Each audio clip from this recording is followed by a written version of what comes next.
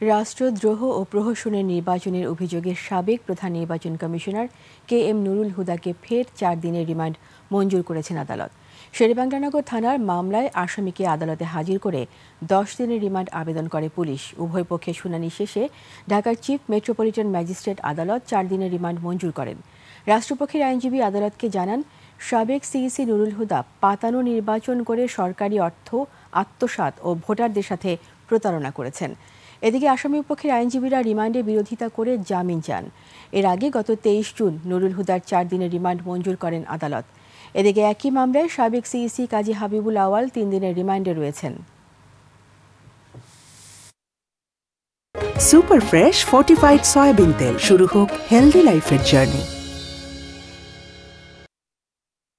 হাসিনা এবং মন্ত্রিসভা এবং কারা কিভাবে জড়িত সেই বিষয়গুলি কি আরো জিজ্ঞাসাবাদ করার জন্য ওনাকে আরো সময়ের প্রয়োজন, সেজন্য 10 দিনের রিমান্ড প্রার্থনা করেন। বিজ্ঞ আদালত উভয় পক্ষের বক্তব্য শোনার পরে তার বিরুদ্ধে 4 দিনের রিমান্ড মঞ্জুর করে। রাষ্ট্রদ্রোহিতা হতে হলে তাকে অবশ্যই স্যাংশন নিতে হবে। স্যাংশন ছাড়া রাষ্ট্রদ্রোহ হওয়ার আইনগত কোনো সুযোগ নাই।